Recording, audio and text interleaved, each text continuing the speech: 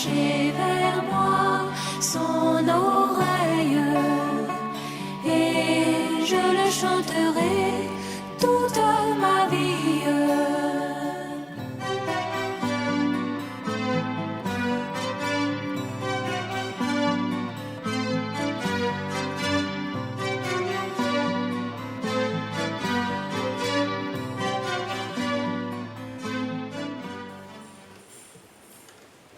Gloire à Dieu.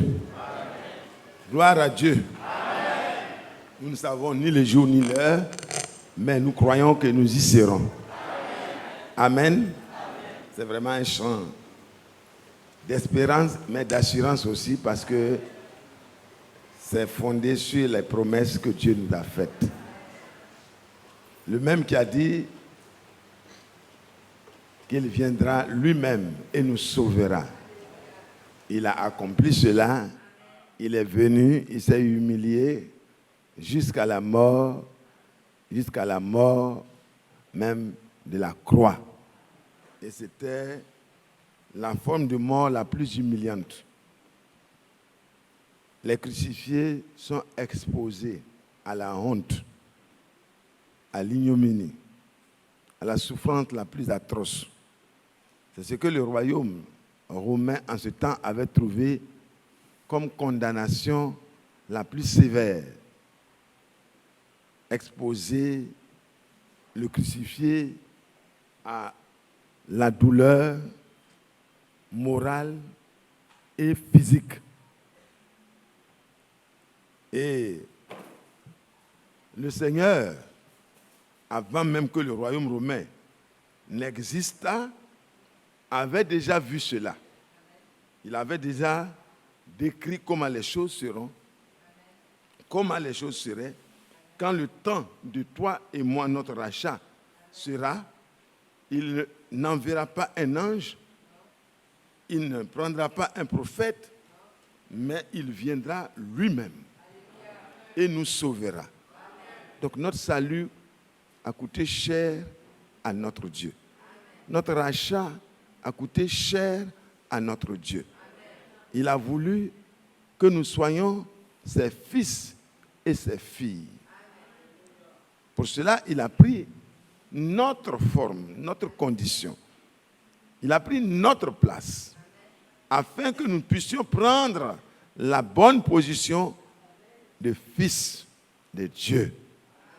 Quelle grâce!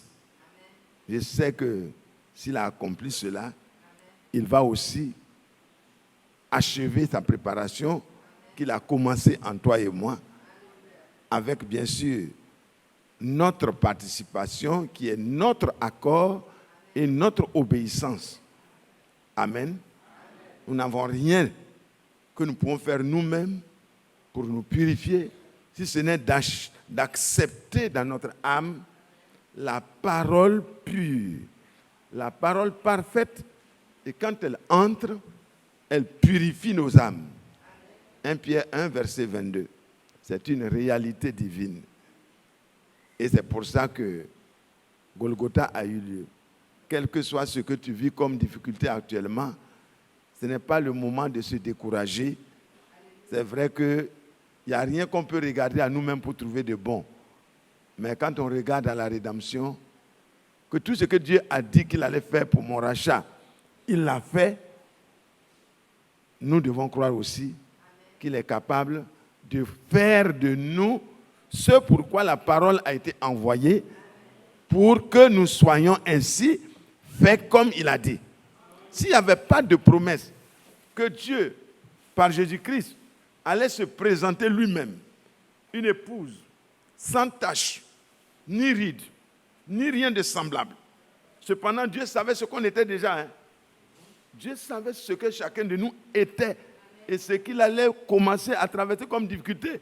Mais Dieu voyait à la fin une épouse sans tache, ni ride, ni rien de semblable, mais sainte et irréprochable. Et comme nous l'avons entendu, pourquoi? Parce que la parole de Dieu, quand elle est sortie au commencement pour la première création, aucune parole n'a manqué d'accomplir ce pourquoi elle a été prononcée par Dieu. Quand Dieu a dit que la lumière fut, Et dans une autre tradition, et la lumière était déjà là.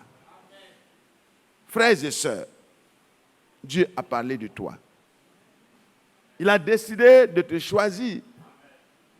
Il n'a pas demandé l'avis de quelqu'un pour te choisir. C'est dans son propre conseil. Son conseil n'est pas composé de... Non, c'est lui-même. Il est le conseiller par excellence. Donc c'est lui le roi des rois, il est le conseiller lui-même. Et il est capable de prendre les meilleures décisions. Que Dieu soit loué. Que son nom soit glorifié. Que son nom soit exalté. Quand je regarde vraiment dans ce qui est dit dans le psaume 22, vous voyez que vraiment, vous vous rendez compte que véritablement, Dieu avait tout su. Il n'y a rien. Il n'y a rien qui... Il décrit la chose comme si le psalmiste, l'homme de Dieu, était là au jour de la crucifixion. Tout est décrit. Des années, beaucoup d'années avant. Regardez, mon Dieu, pourquoi m'as-tu abandonné? Alléluia. Comment il peut crier à cette époque-là déjà comme ça? Ne t'éloignes-tu pas? Et t'éloignes-tu sans me secourir? Mon Dieu, nous allons sauter pour aller.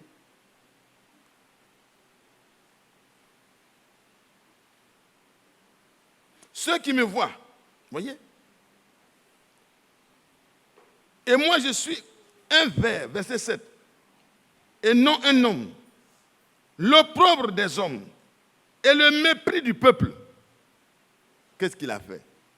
C'est ce que toi et moi nous étions là. C'est ça qu'il a pris. Amen. Et il continue. Tous ceux qui me voient se moquent de moi. Allez-y, dans les évangiles, c'est décrit. Le peuple vient, pour lequel il est venu mourir là, il se moque de lui. Sous l'inspiration du diable. Les souverains sacrificateurs, les sacrificateurs sont là, ils se moquent de lui. Les magistrats viennent, ils se moquent de lui. Les Romains, on n'en parle pas. Il dit, une bande de scélérats rôde autour de moi. Il dit, ils se moquent de lui. Ils ouvrent la bouche et secouent la tête. Recommande-toi à l'Éternel. L'Éternel le sauvera. Il le délivrera puisqu'il l'aime. Oui. C'est des moqueries. Ils ont prononcé ces paroles-là sans savoir que c'était déjà écrit. Oh, que Dieu soit loué. Au verset 13, il dit, de nombreux taureaux sont autour de moi. Des taureaux de bassin m'environnent. Ils ouvrent contre moi leur gueule, semblable au lion qui déchire et rugit. Je suis comme de l'eau qui s'écoule. Et tous mes os se séparent. Et les scientifiques expliquent que la crucifixion, quand les pointes sont mises ici et que la personne descend avec violence, tous les os, c'est-à-dire les ligaments, tout, c'est pas descriptible. Et ça continue. Il dit, mes os se séparent, tous mes os se séparent, et mon cœur fond, est comme de la cire, il se fond dans mes entrailles. La souffrance qu'il a endurée. David a vu ça par l'Esprit de Christ avant que cela ne se passe. Ma force se dessèche comme l'argile et ma langue s'attache à mon palais. Je me réduis à la poussière de la mort. Car des chiens m'environnent, une bande de scélérats rôde autour de moi. Ils ont percé mes mains et mes pieds. Je pourrais compter tous mes os. Eux, ils observent. Ils me regardent. Ils me regardent. Et puis qu'est-ce qu'ils disent? Ils se partagent mes vêtements. Tout est décrit en détail. Frère, c'est pas comme ça s'est passé à Golgotha. C'est pas un riche qui est venu lui donner son tombeau. Il n'était pas environné de personnes qui n'étaient pas de bien, de bonne vie. Oui, tout cela dans les détails. Pourquoi cela? C'est parce que tout ce que Dieu a dit s'accomplit toujours. Sa parole ne retourne pas à lui sans avoir accompli ce pourquoi elle a été envoyée. Le prophète a vu ça d'avance, il a décrit ça, lui-même il n'a jamais eu la même percée. Il n'a jamais été pendu au bois. Il n'a jamais connu le palais, la langue qui s'attache à son palais. Il n'a jamais connu ces os qui se disloquent. Il a connu la souffrance, mais ce n'était pas comme ça. Pourquoi cela? À cause de toi et moi. Pour accomplir sa promesse qu'il a faite depuis le jardin d'Éden. La postérité de la femme viendra. Elle écrasera la tête du serpent. Pour libérer la race humaine, il fallait qu'il vienne en tant que la postérité de la femme. Parce que sa parole ne peut pas changer. Il ne pouvait pas rester dans sa divinité en tant qu'esprit et nous sauver de cette manière-là. La rédemption doit avoir lieu par un parent proche. Un parent rédempteur. Un parent proche qui est d'accord pour payer le prix. Et le Seigneur dit que si le Seigneur lui-même, volontairement, s'est livré à la croix pour me racheter, pour te racheter, qu'est-ce que Dieu peut attendre de toi? Que ce que Dieu a dit dans Romains 12. Il faut que chacun de nous librement comprenne qu'on ne peut plus continuer à faire ce qu'on veut, mais qu'on doit se livrer. Ce n'est pas quelqu'un qui doit livrer son ami, livrer son enfant, livrer... Non, ça c'est plus facile. Mais on doit se livrer soi-même. Ne regarde pas les autres, regarde toi-même. Le frère a dit, notre frère Ndri, et c'est vrai, c'est ce que la parole dit, c'est une relation d'amour que Dieu est venu établir entre toi et lui, entre moi. Vous voyez, il est venu faire cette relation entre lui et toi, afin que tu puisses prendre la place de prince de Dieu. Et pour cela, le prince de notre salut, le premier-né dans plusieurs frères, devait prendre la place pour sauver tout le reste de ses frères. Il n'a pas honte de m'appeler son frère. Il n'a pas honte de t'appeler sa fille. Parce qu'il a la capacité de te transformer pour que tu sois semblable à lui. Et tu le seras. Parce que la parole qui est sortie de sa bouche va accomplir l'effet en toi.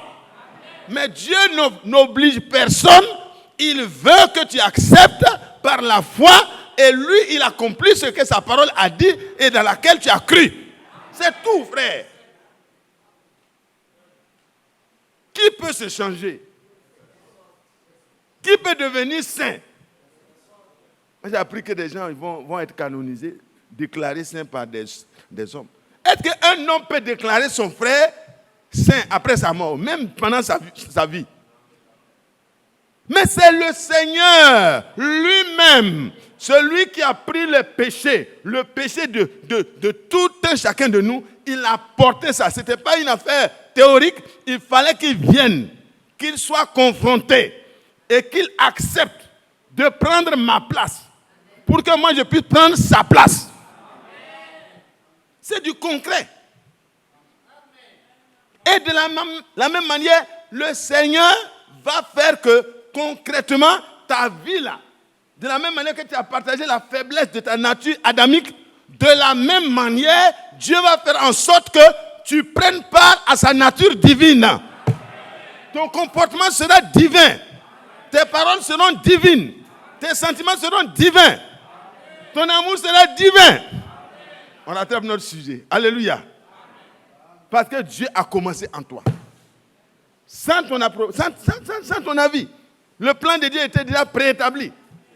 Il savait ce qui allait se passer. Il connaissait les drames qui allaient se dérouler dans le jardin d'Éden. Il connaissait le dénouement dans le jardin de Golgotha. Bon, sur la colline de Golgotha. Et à Gethsémane, dans le jardin là-bas, il y a eu un premier dénouement parce qu'il a accepté, oh là là, dans le rouleau du livre, Hébreux 10, verset 5, il est écrit de moi, oh, pour faire ta volonté. C'est-à-dire ce que tu as décidé dans ton plan là, il fallait que ça s'accomplisse.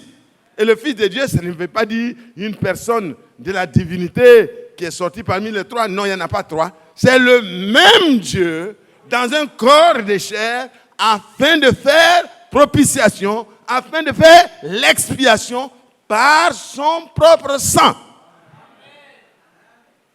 Que Dieu soit loué. Qui est heureux d'appartenir à cette race. Une super race. Nous appartenons à la race de Dieu. Ne regarde pas ce que tu es, parce que ça c'est normal. De la même manière que tu as vécu dans cette image du terrestre, de Adam, tu as des yeux, tu as des faiblesses, tu manges, tu as des problèmes, et tout ça, on a part à ça. Mais de la même manière, dans le dernier Adam, Dieu te donne la possibilité d'avoir part à sa nature divine.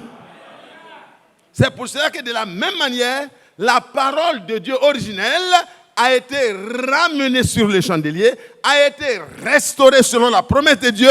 Il a dit, il enverra Élie pour restaurer, pour rétablir toutes choses. Et toutes choses ont été rétablies dans les limites de l'enseignement des prophètes, des apôtres et des prophètes, Jésus étant la pierre angulaire de tout l'enseignement divin. C'est lui. Si tu n'as pas vu Jésus dans un enseignement, c'est que tu n'as pas encore bien compris. C'est lui. Ils ont percé mes pieds, ils ont percé mes mains. C'est Jésus. Non, vraiment, frères et sœurs, s'il a accepté cela pour toi, ça ne doit pas être difficile pour toi et moi de nous livrer à lui. C'est plus facile de se livrer à quelqu'un dont on a la certitude de l'amour que de se livrer à un inconnu. C'est pourquoi, frères, ne prêtez pas l'oreille à qui que ce soit. Prêtons l'oreille à celui qui parle des cieux. Prêtons l'oreille à celui qui a dit, venez, prêtez l'oreille. Parce que j'ai un programme pour vous. Et ma parole, quand elle sort, elle va produire en vous la pureté, la sainteté, la perfection. Et tout ce que Dieu est, vous le serez, nous le serons. Mes frères, ça ne se fera pas avec le doute et l'incrédulité. Il faut une foi. Il faut une confiance. Il faut une totale confiance. Dieu requiert notre confiance. Il nous dit, prête l'oreille. Comment une femme peut devenir subitement soumise à son mari à la maison? Ce n'est pas possible, frère. Mais par la grâce de Dieu, quand une sœur prête l'oreille à la parole restaurée de notre temps, et que cette parole-là trouve à l'intérieur de son cœur une place pour se loger, alors la matrice spirituelle se referme. L'ovule spirituel se referme. Elle ne se referme pas avec autre chose. Est-ce qu'elle referme la parole promise? Et quand ça se referme, oh là là, l'Esprit de Dieu couvre toute cette affaire et commence une vie à l'intérieur. Et Paul dit, jusqu'à ce que Christ soit formé en vous. Et si Christ est formé en toi et moi, les mêmes réactions, les mêmes comportements, les mêmes sentiments, alléluia, seront trouvés en toi aussi. Quand on te regardera, on dit, ça on n'a même pas besoin de poser la question. Toi tu es une sœur de Jésus-Christ, non? On te demande, non pas parce que tu as mis voile avec une robe qui descend. Non, ça c'est, beaucoup de personnes peuvent faire ça aussi. Mais quand on regardera ton accoutrement spirituel, ton comportement spirituel, ta manière de parler, même quand les pieds n'avaient pas encore été totalement transformés, mais on dit, mais toi, ton langage te trahit. Tu parles comme l'un d'eux. Alléluia. Ça a commencé. Ton langage a changé. Mais le Seigneur va transformer tout le reste. N'aie pas peur pour ton foyer. N'aie pas peur pour ta vie. N'aie pas peur pour tout ce qui te concerne. Le Seigneur a pris tout en compte. Dans la rédemption, Dieu savait tous les paramètres de ta vie. Il est le maître. C'est lui qui contrôle les circonstances et les temps. Alors, au lieu de regarder aux circonstances et au temps, regarde à celui qui en a le contrôle. Fais-lui confiance. Mais on est là, devant la mer, comment on va faire? On va mourir. Et les incrédules, on vous a dit, votre affaire de message là. Voilà maintenant où on est. Les Égyptiens sont derrière, on va mourir. Ils ont commencé à regarder aux circonstances, à regarder au temps. À regarder, le temps était mauvais. Vraiment très mauvais. La mort rôdait. Et puis, le Seigneur a parlé. Alléluia. Il dit, mais dis à mon peuple, pourquoi ils vont murmurer? Pourquoi ils vont avoir peur? Ce qui se passe là, j'ai déjà le contrôle. Je savais qu'on serait là et j'ai déjà prévu la sortie. La mer qui est devant toi, là, la sortie est devant toi aussi. Si c'est le chemin que Dieu a donné pour toi, continue. Quand tu vas arriver devant l'obstacle, l'obstacle va s'ouvrir. Parce qu'il a dit à Cyrus, c'est moi qui vais ouvrir les portes qui sont en fer, les verrous des reins, je vais les briser. Et je vais te donner en possession des richesses cachées. Et à vous et moi, par la révélation de cette sorte, Dieu nous a révélé les choses cachées. Les richesses enfouies. Qu'aucune génération n'a eu la grâce de le connaître comme dans notre génération. N'est-ce pas merveilleux? Est-ce que c'est l'or et l'argent qui ne pourra pas te donner pour ton besoin? Non, il peut s'en occuper. Aie confiance. Arrête de t'inquiéter. Vérifie seulement, est-ce que je suis là où Dieu veut que je sois? Est-ce que j'ai été attentif à la parole du Seigneur? Est-ce que je suis là où les promesses de Dieu ont dit que je devais être? Si c'est le cas, avance. Et avec lui, tu feras des exploits. La mer s'est ouverte rapidement. Quand le Créateur a donné la parole à son prophète, à l'homme qui l'a mandaté. Donc c'est ça qui fait que, frères et sœurs, nous ne sommes pas des branhamistes, nous ne sommes pas des frankistes, mais nous savons que Dieu a mandaté frère Branham. Il lui a donné la parole pour que la parole ouvre notre chemin devant nous.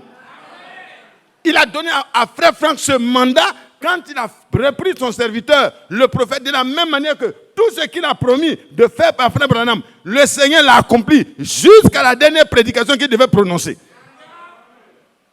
Il attend jusqu'à ce que la dernière partie de la nourriture soit disponible.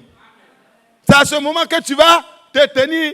Et le frère dit, en 62, il dit, mais ils ont tout en abondance. Ils ne m'écouteront pas. C'est merveilleux. Vous savez, Dieu connaissait l'esprit de notre temps. Dieu savait que beaucoup allaient dire, c'est exagéré.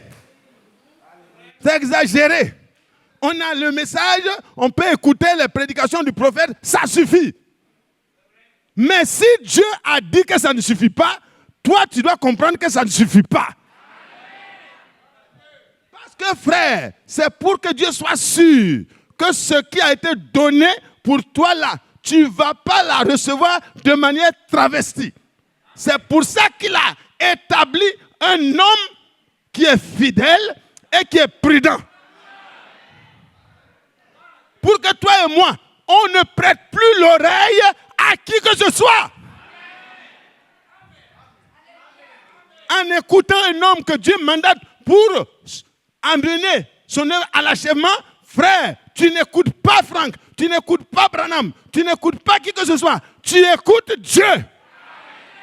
Parce que celui que Dieu envoie, il a la parole de Dieu. Ne soyez pas ébranlés. Que votre certitude soit certifiée. Mais elle est certifiée du ciel. Comment Dieu peut dire à un Pierre, un pécheur, va dans la maison de Corneille et donne-leur ma parole afin que je les sauve par la parole qui va sortir de ta bouche. Comment ça? Mais c'est conforme à Jean 17.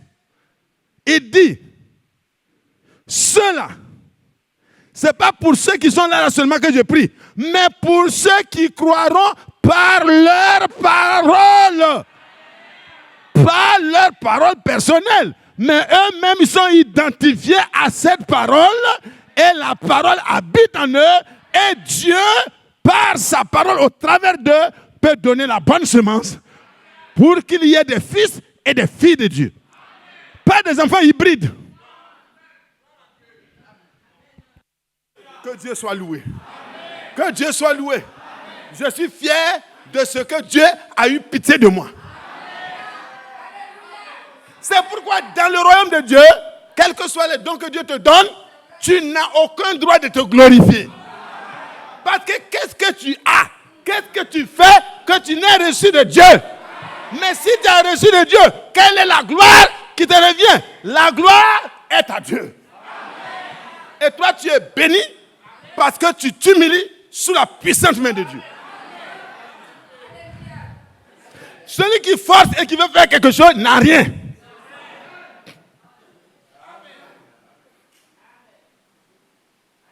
Et frères et sœurs, ne permettez pas que vos oreilles soient attentives à ce qu'un homme va dire de lui-même.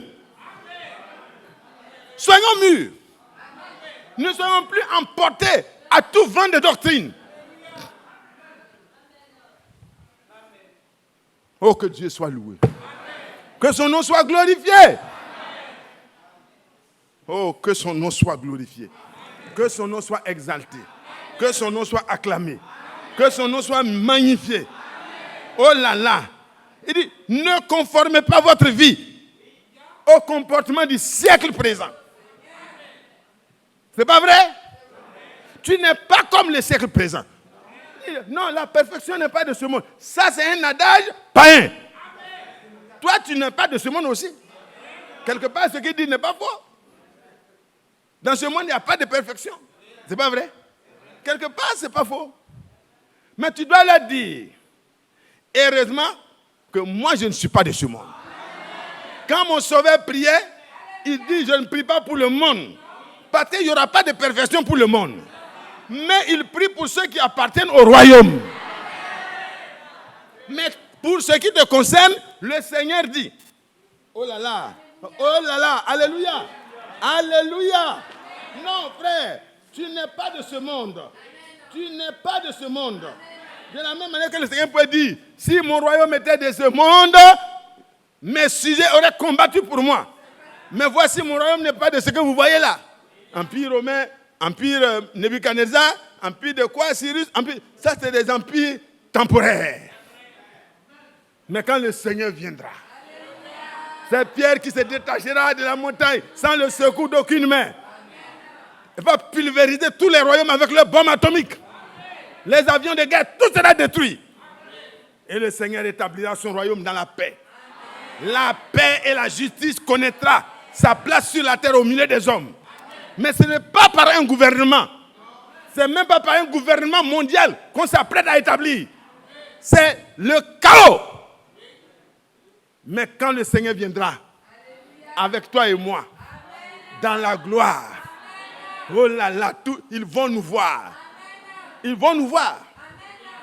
Mais quand il va venir pour nous prendre, ils ne vont rien voir. C'est pas ça mon précieux frère. Oh là là. Il va dire, mais la dame qui était secrétaire de direction ici, là, elle est où? Son mari va toujours en mission là. Peut-être qu'elle est arrêtée pour garder la maison. Elle n'est pas arrêtée pour garder la maison. Hein. Elle est partie. Elle a cru en une promesse. La promesse a trouvé en elle son accomplissement. On dit, mais il y a une jeune dame qui aime s'habiller en blanc-bleu comme une... Alléluia.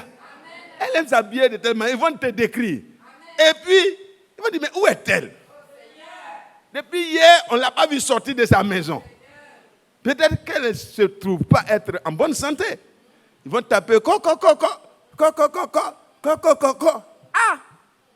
Il y a quoi? Envoyez les menuisiers. Ils vont défoncer, ils arrivent. Le lit est bien rangé. Madame n'est pas dans les toilettes. Elle a disparu. Et ce qui est paradoxal, c'est que la clé est à l'intérieur.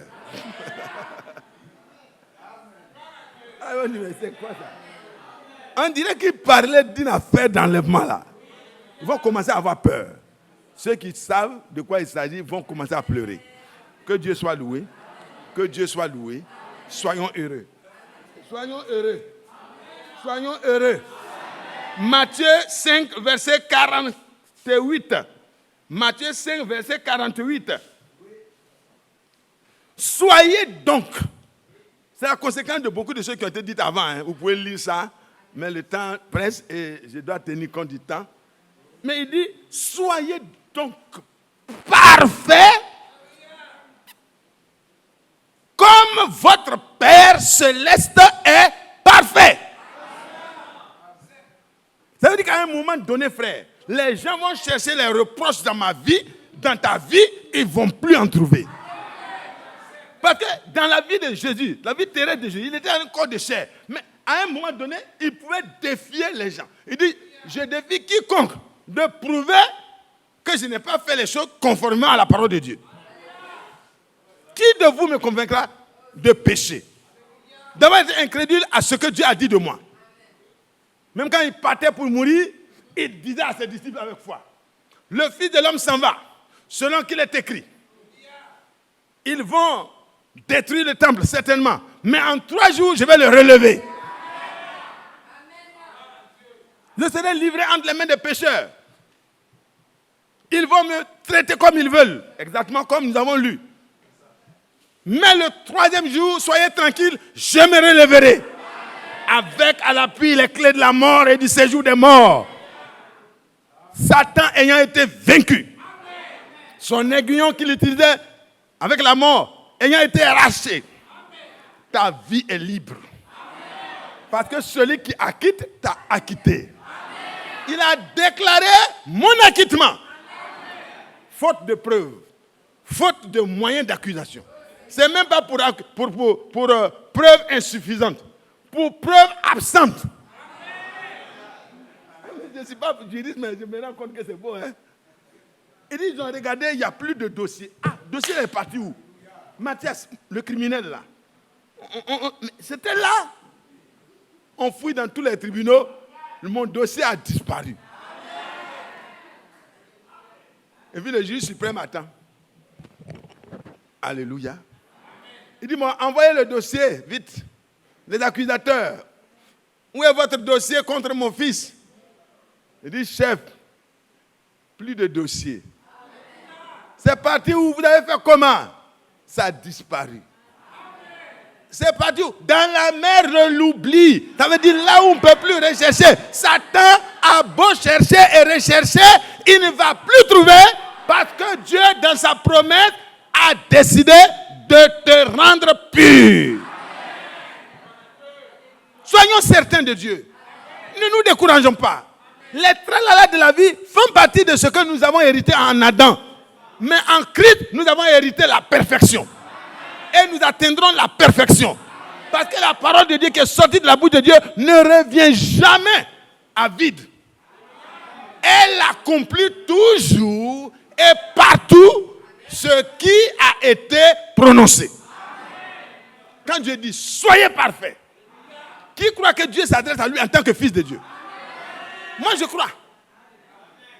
Et si tu crois, cette parole ne retournera pas sans avoir accompli la perfection en toi. Et quand tu dis que tu crois, ce n'est pas cette parole isolée. Tu prends toute la parole de l'alliance. Alléluia. Et tu dis, Seigneur, je ne peux rien faire, mais tu as déjà tout fait. Je me livre à toi comme un sacrifice vivant, saint, agréable et parfait. C'est le culte. Quand on dit je vais au culte là, c'est pour ça. C'est pour venir se livrer encore. Pour dire, Seigneur, me voici encore. J'ai constaté que dans ma maison, dans la direction de ma maison, j'ai des comportements qui ne sont pas totalement ça. Seigneur, je ne suis pas d'accord avec moi-même. Je suis d'accord avec toi seul. Alors, nettoie-moi, enlève ce qui ne te plaît pas. Et le Seigneur dit, si tu obéis à ma parole, 1 Pierre 1, verset 22, alors ma parole à laquelle tu obéis va te rendre pur. Ton âme sera pure. Ça ne va pas rester au niveau de ton esprit où tu seras loin. Tu vas prêcher, tu vas faire des miracles, tu vas faire tout ça. Mais à l'intérieur de toi-même, tu es encore la même personne. Non, Dieu va travailler à l'intérieur. Oh, que Dieu soit loué, qu'il soit glorifié, qu'il soit exalté, qu'il soit acclamé. Oh là là, soyez parfaits, soyons parfaits. Que Dieu soit loué. Dieu nous invite à ordonner divinement toutes choses dans notre vie. Alléluia. Ça veut dire qu'il faut regarder ce que la parole de Dieu ordonne que tu sois là. Il faut croire, il faut accepter, il faut laisser la parole travailler en toi pour que tu sois ce que Dieu a dit. Une femme, Dieu ne lui demande pas une autre chose. Dieu n'a pas dit que toutes les femmes doivent être des prophétesses. Il y a des gens qui font des efforts pour prophétiser, doivent avoir des songes partout, des visions partout. Non, ce n'est pas ce qui est indispensable. Si Dieu t'a donné un don, tant mieux. Mais voici ce que tu dois faire. Tu dois être soumis dans toutes choses à ton mari. Quand tu prends ça seulement, tu vas devant Dieu et te dire, Seigneur, tu vois, mon comportement, ce n'est pas encore ça. Et puis de temps en temps, il faut faire le test. Il faut demander à ton mari, est-ce que ça va maintenant? Alléluia. Mon mari, je sais que je n'étais pas vraiment bien. Mais dans ces jours-là, Dieu a commencé. C'est pas que j'ai commencé à faire des efforts. Maintenant, je fais attention, je ferme ma bouche. Quand les gens sont là, je m'étais un peu. Et puis, non. Il faut demander à Dieu de changer à l'intérieur. La sœur qui a été transformée là, je vous rappelle son témoignage. Elle était dure. Quand elle t'attrape, elle n'est pas grand détail, hein, mais elle la force. Et puis, il y a un esprit certainement qui contrôlait tout ça. Elle te frappe, tes garçons ou tes femmes, elle te frappe. Voilà. Et ça, c'était une star dans le domaine. Et après le baptême ce jour-là, après le baptême, toute la famille a été baptisée presque. Il y avait 5 enfants, plus la mère, et le père qui rôdait comme un surveillant général qui n'est pas content de ce qui se faisait. Et à la fin, la puissance de Dieu était tellement là, au bord de ce petit lac, qu'il a entendu la voix qui lui dit, mais tous tes enfants et ta femme ont été baptisés au nom de Jésus, lavés de leurs péchés. Et toi, tu vas retourner au village avec tes péchés? C'est la conviction que produit le Saint-Esprit en vous. C'est ça qui est salutaire. Le monsieur, on ne lui a pas prêché quelque chose de supplémentaire. Pendant que j'ai baptisé sa femme, il a fui dans la brousse. Il allait se jeter à genoux. Il a commencé à pleurer, il s'est repenti et il est revenu. Il dit, mais moi je m'étais changé dans la broussaille. Je suis revenu, il dit, mais est-ce que l'homme de Dieu acceptera d'aller se changer encore pour revenir pour faire un autre baptême? Il dit, mais c'est quel baptême encore? Est-ce que vous comprenez? Et c'est parmi ces enfants-là que cette fille était. Elle retourne au village et une épreuve survient. Une personne qui ne peut même pas s'arrêter 2 minutes avec elle est en train de lui faire subir une outrage publique. L'offenser publiquement, l'injurier, vouloir arracher ce qui est à elle, publiquement, sur la place publique. Et les gens disaient, mais toi tu ne connais pas cette fille-là, mais il va te casser en morceaux. Mais c'est eux qui ne connaissaient pas cette fille-là en réalité. Son passé n'était pas bon. Et la fille regarde, elle constate qu'elle n'a plus de force. Elle n'a plus de réaction. On l'insulte, elle est comme mouton. Mais en réalité, elle est brebis. Alléluia. Non, frère, ne c'est pas quelqu'un dit vous êtes mouton, mais soyez des brebis du Seigneur. Et même des agneaux. Comme des agneaux. La nature de l'agneau, c'est ce qui sied à la colombe. Et donc, cette sœur en Christ, on l'insulte, on lui dit tout. Elle est là, elle ne sait pas réagir. La dame était tellement furieuse, l'esprit qui était en elle est parti. Oh là là, il dit, mais c'est pas possible. Tu veux jouer quoi? Tu veux dire que tu es quoi? Hein? Micro. Amen. Il fait pau, pau. Elle ne reste pau, pau. Ah. Bon, je ne sais pas comment vous allez réagir. Hein.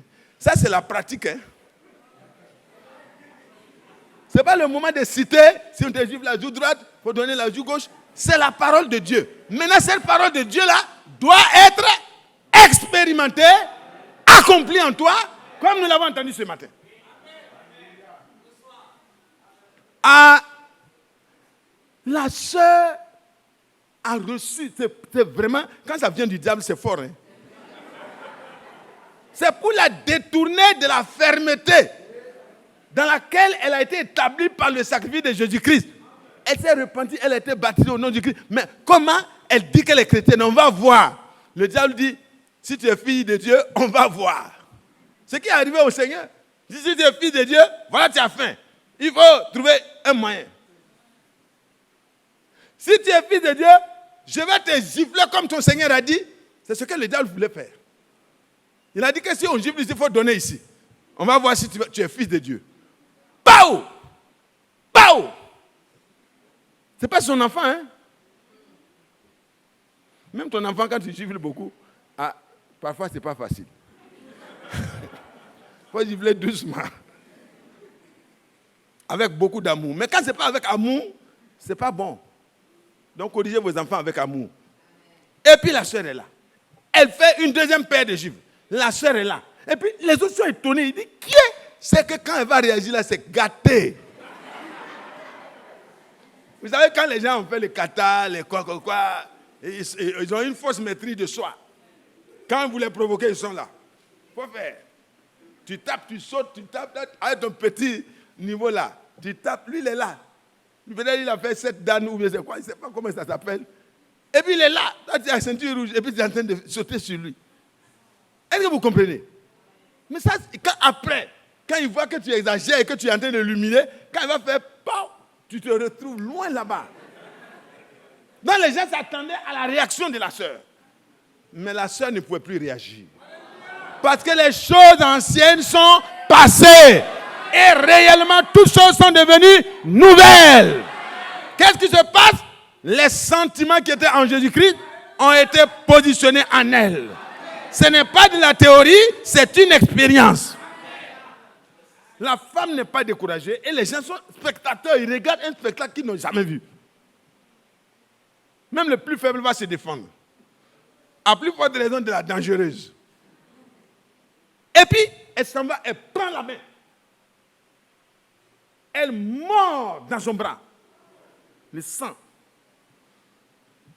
Viens. Faut faire. Je te botter. Ah! La sœur dit, je te pardonne.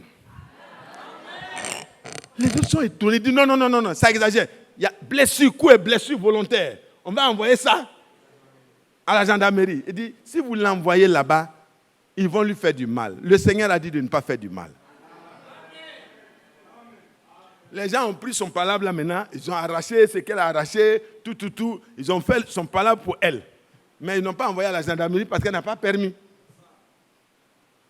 Frères et sœurs, le frère le disait ce matin, nous ne devons plus être des théoriciens, nous devons aller devant le Seigneur pour qu'il change notre nature, pour que nous fassions l'expérience de ce pourquoi le Seigneur est venu sur la terre. C'est pour avoir des frères. C'est pour avoir des fils de Dieu, nés de Dieu, par la parole de Dieu en tant que semence originelle et par la puissance de l'Esprit de Dieu. Quand c'est le cas, Dieu peut venir habiter en toi. Et lui, le parfait, si le parfait est en toi, l'imparfait devient parfait.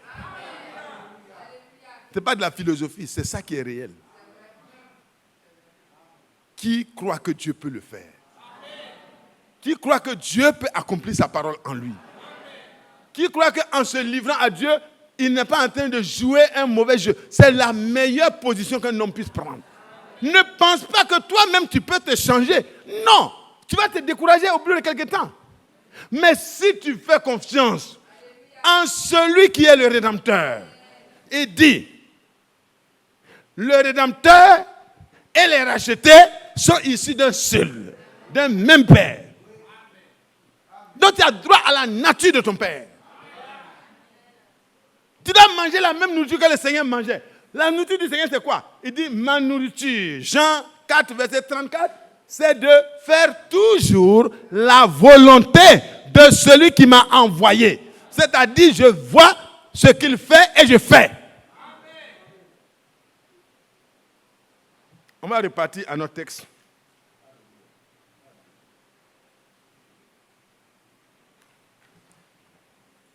Philippiens 2. Frère, ne vous découragez pas. Ne vous découragez même pas. Parce que ce n'est pas un homme de Dieu qui a commencé en toi cette bonne œuvre. C'est le Seigneur lui-même. Il est tout suffisant. Et par sa parole, il a créé toutes choses. Philippiens 2. Philippiens 2.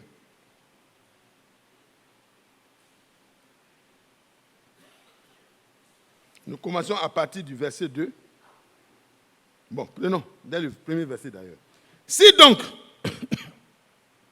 il y a quelque consolation en Christ, s'il y a quelque soulagement dans la charité, s'il y a quelque union d'esprit, s'il y a quelque compassion et quelque miséricorde, rendez ma joie parfaite, ayant un même sentiment, un même amour, une même âme, une même pensée. Seigneur, bénis ta parole que nous avons lue. Je t'en supplie. Qu'elle devienne en nous esprit et vie. Et que nous puissions l'expérimenter dans son accomplissement en nous. Le terrain sur lequel tu veux accomplir cela pour que les hommes voient, c'est en nous. C'est chacun de nous. Nous n'avons pas à la parole de la promesse. Nous sommes comme Abraham, héritier de la même promesse par la foi que nous avons dans tes promesses. Merci Père, au nom de Jésus-Christ. Amen. Amen. Frères et sœurs, quand l'Esprit de Dieu par l'apôtre Paul dit « Rendez ma joie parfaite », il a cité d'abord des faits qui sont déjà là. Est-ce que vous voyez? Ce que vous êtes déjà là, ce n'est pas mauvais. C'est déjà la grâce de Dieu. De se retrouver assis ici, dans cette chaleur-là. Alors que parfois, il y a des personnalités parmi nous. Et puis chacun de nous qui a été élu par Dieu est une personnalité de taille. Quand on est dans les réunions publiques, on cite les élus. Amen. On dit à un élu parmi nous, un député, un maire, un quoi. C'est des personnalités importantes dans le monde d'aujourd'hui. Mais toi, dans le monde de Dieu, Dieu t'a élu avant la fondation du monde. Il t'a prédestiné à être quoi? Saint et irréprochable. C'était le programme de Dieu personnellement conçu. Est-ce que vous pensez que Dieu peut échouer? À moins que tu ne sois pas parmi ceux qui ont accepté la promesse qu'il a faite, frères et sœurs, tu seras saint et irréprochable. Dieu te voit déjà comme ça. Mais dans les faits, tu vas voir que ta vie va de perfection, de sainteté en sainteté, de perfection en perfection, jusqu'à ce que l'irréprochabilité soit établie en toi. Croyons, frère. Dieu ne peut pas faire des déclarations à ses enfants pour les accabler. Non, quand il dit une chose, la parole ne revient pas sans que dans celui qui l'a reçu, elle accomplisse ce qu'elle a été envoyée pour faire. Rendez ma joie parfaite. S'il y a donc quelques soulagements dans la charité, un peu de charité, c'est déjà bon. S'il y a quelques unions d'esprit, c'est déjà bon. On essaie de se comprendre. Ce n'est pas mauvais. C'est bon déjà. Mais ce n'est pas encore parfait. La joie du Seigneur n'est pas parfaite. Quand le Seigneur regarde ses rachetés, quand il regarde les difficultés que nous connaissons dans la marche, dans les foyers, dans les assemblées, dans les endroits où nous sommes, le Seigneur, sa joie n'est pas parfaite encore.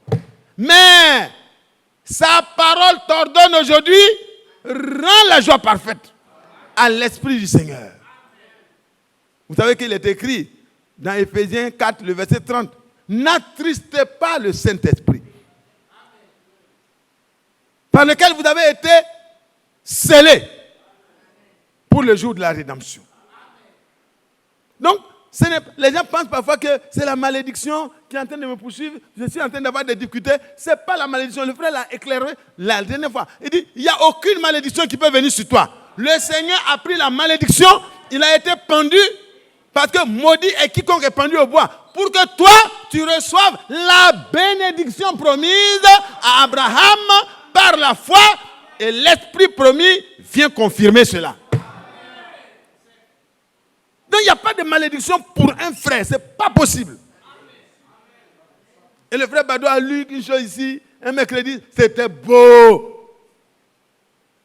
Quand ils ont demandé à Balaam de venir maudire Israël, il a reçu de l'argent, les prophètes qui reçoivent l'argent, faites attention, vous allez vous créer des problèmes. Il est venu, il regarde Israël, il ne voit rien. Il dit, je n'aperçois point d'iniquité en Israël. Je ne vois pas quelque chose qui peut permettre à la malédiction de prendre la place. Il dit, mais est-ce que Dieu a béni là? Moi, je ne peux pas maudire. Il dit, je ne perçois pas.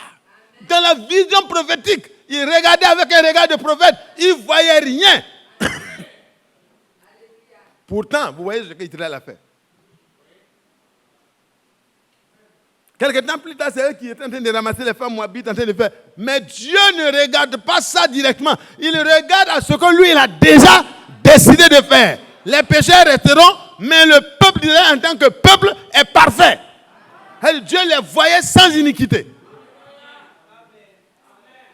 Alléluia.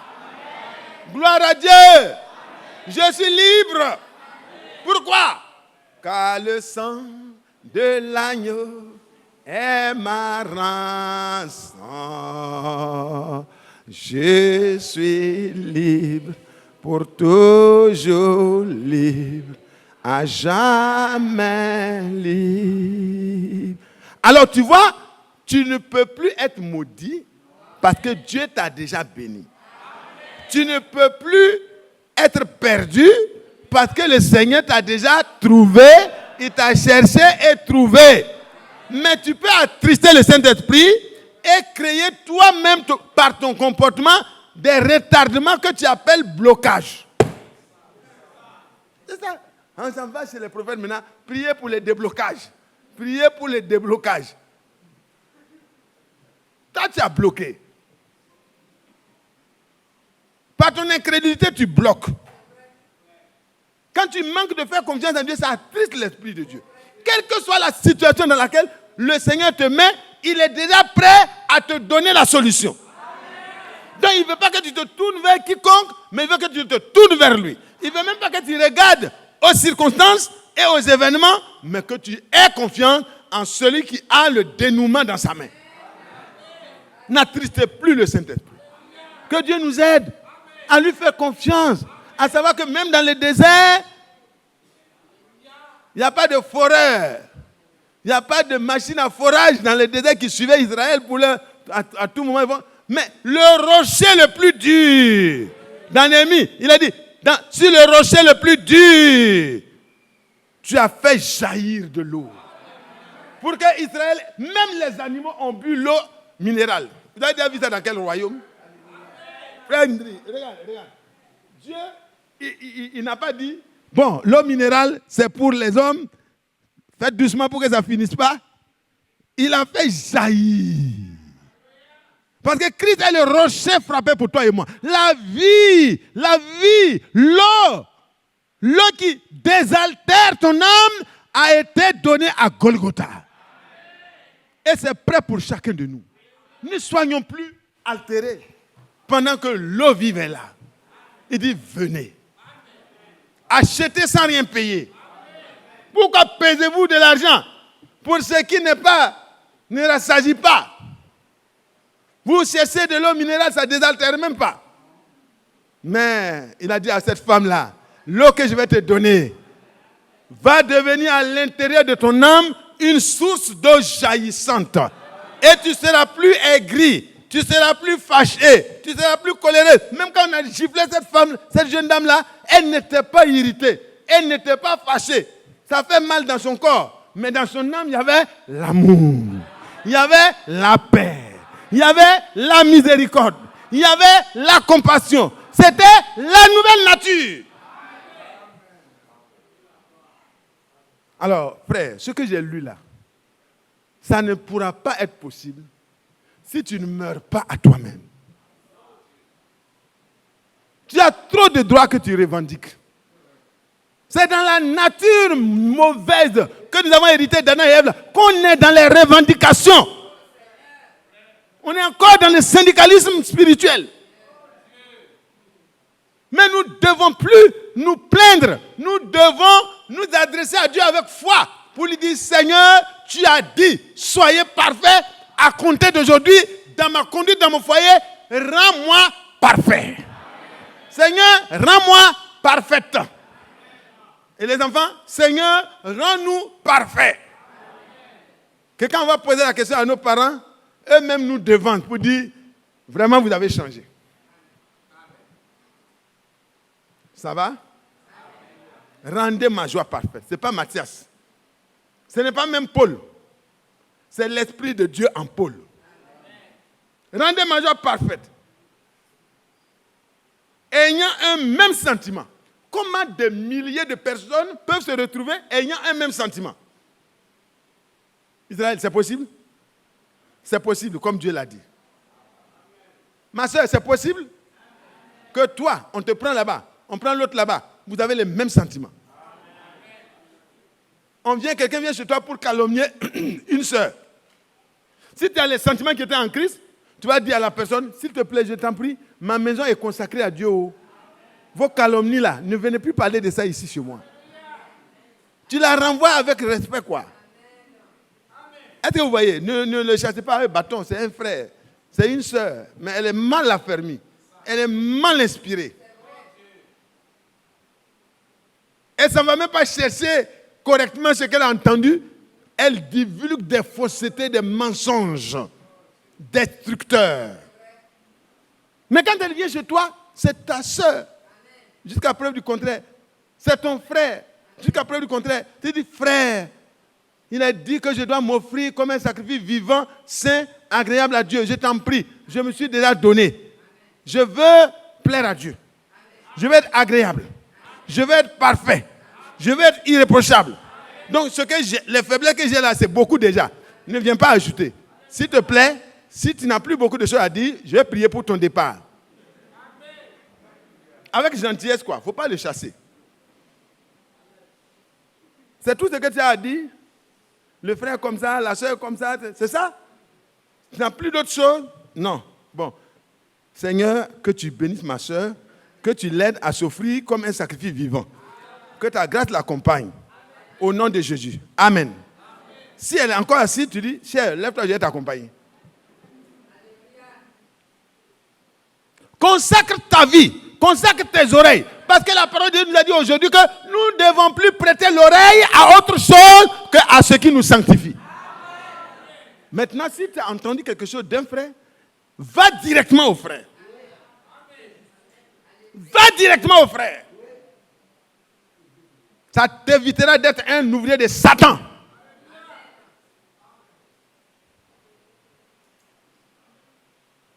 Et la grâce de Dieu va t'accompagner.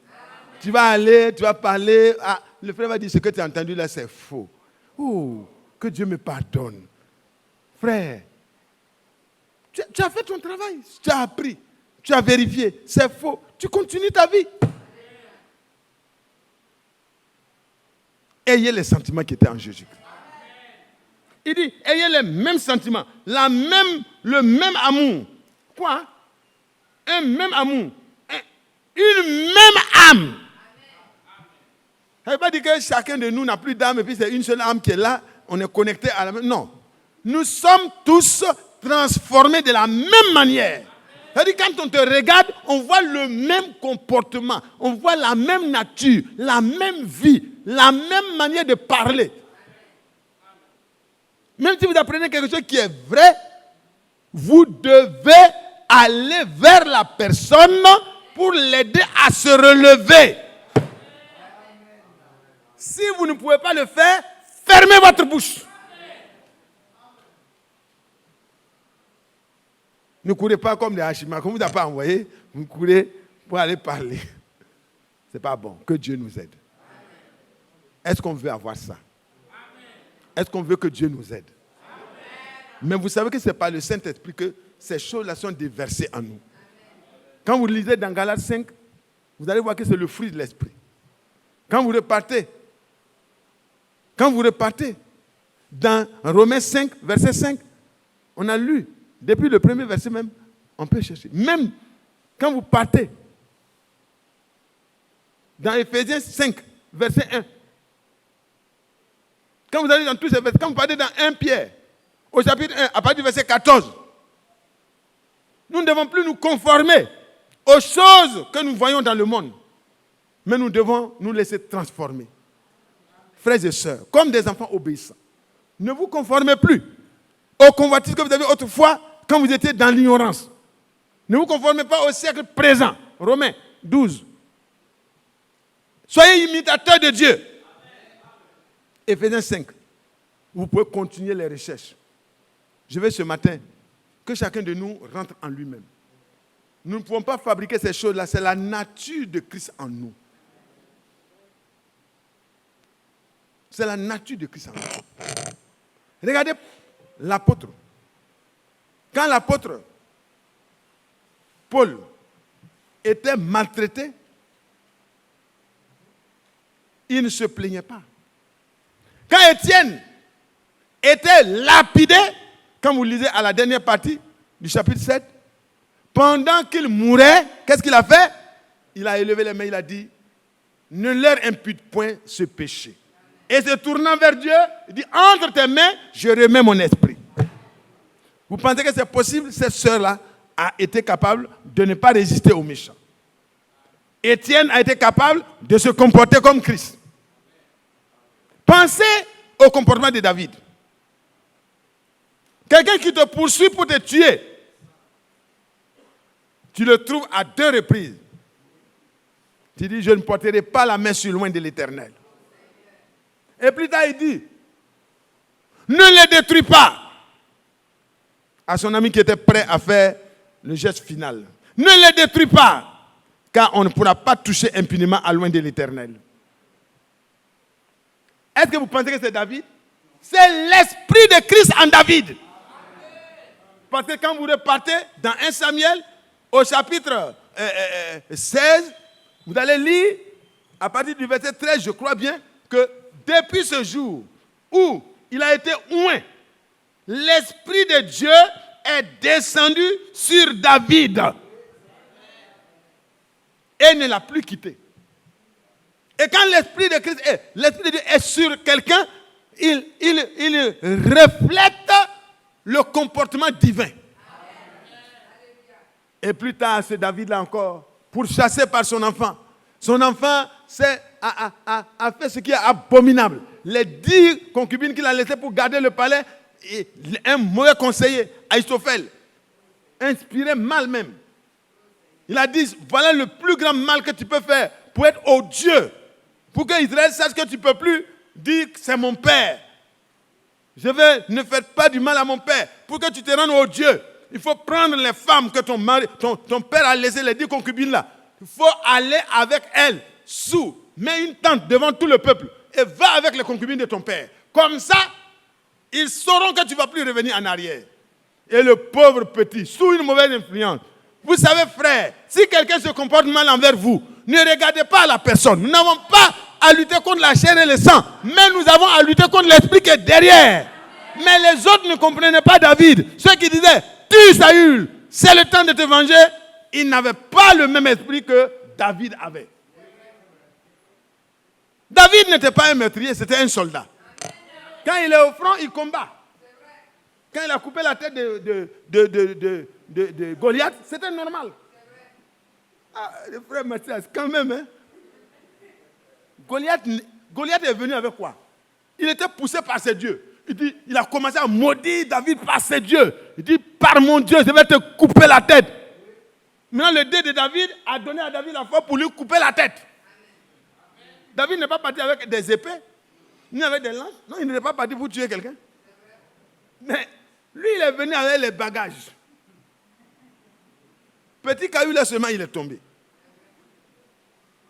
Pour qu'il ne se relève pas, il a enlevé la tête là seulement. Mais il a laissé le corps. Est-ce que vous comprenez? Ça, c'est différent. Mais quand il a trouvé Saül, Saül était en guerre contre lui, mais lui, il n'a pas de haine. Il n'a pas de problème. Vous vous souvenez, il a dit, mais pourquoi cet incirconcis peut insulter l'Éternel et ses troupes? C'est ça qui lui faisait mal. Et David dit, il ne faut pas tuer le roi. Il ne faut pas le tuer.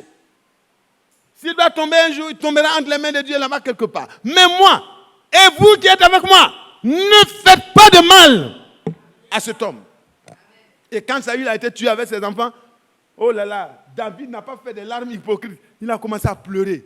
Il a pleuré. Il a pleuré. Quels sont les sentiments qui sont en vous? Est-ce les sentiments qui étaient en Jésus-Christ? Il dit, pendant qu'on sort pour combattre son ennemi, j'irai, Absalom, tu le poursuis pour le traîner, pour le tuer. Il dit au chef de son armée, doucement avec le jeune Absalom, doucement, doucement. Comment ça? C'est quel esprit ça?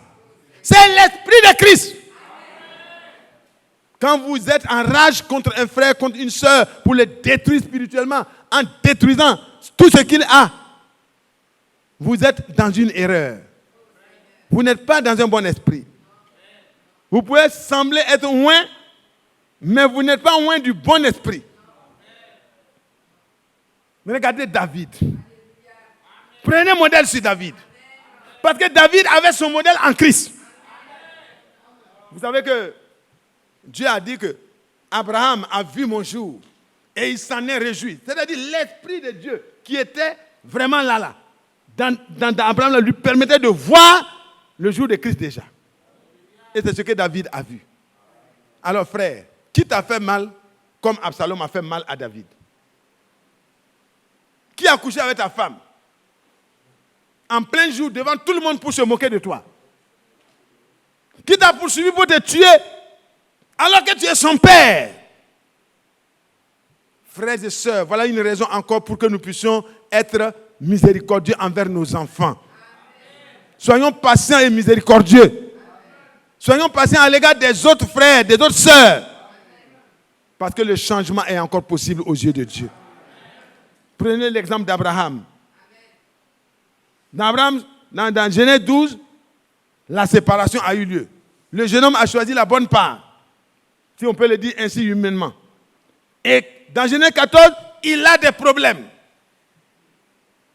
Les rois sont venus, ils ont vaincu tous les royaumes là où il était. Ils ont emporté tous les rois avec tout le royaume, y compris l'autre. Abraham, la Bible dit que dès qu'Abraham a appris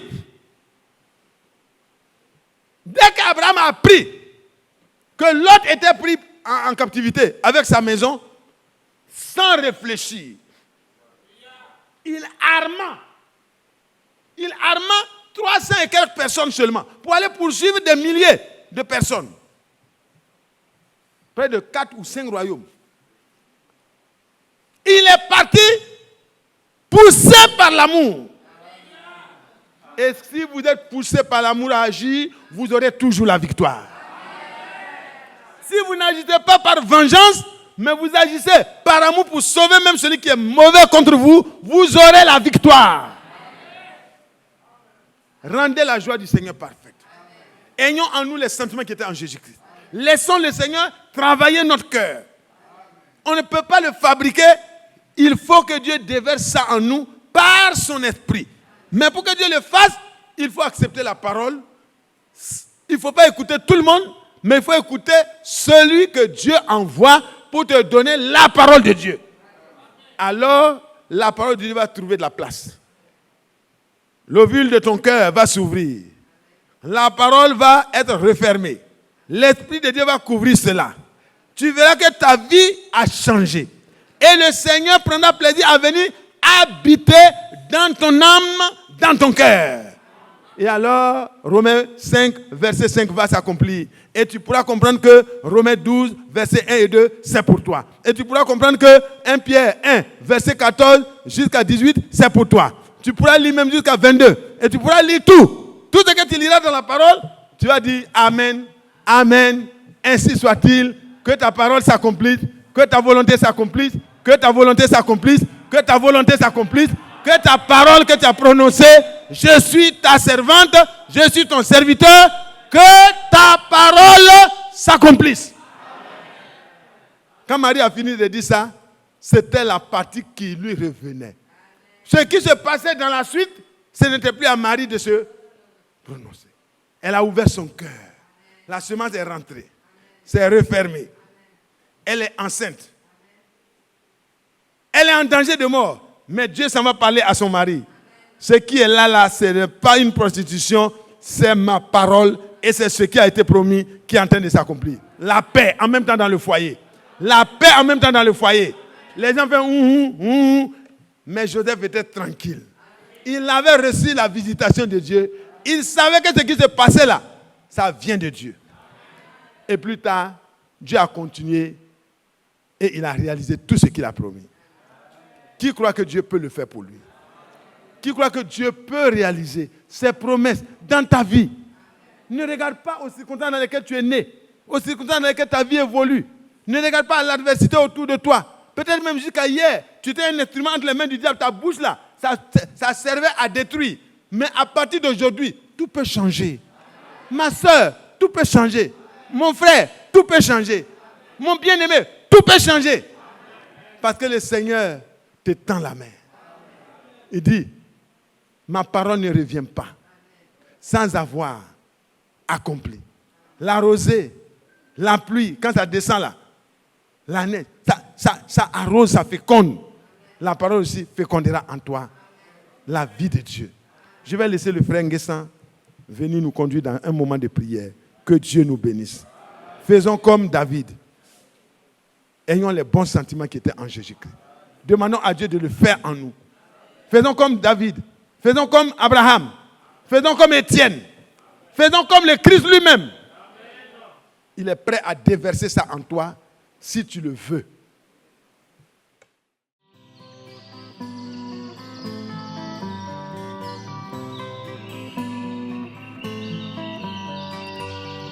J'aime l'Éternel,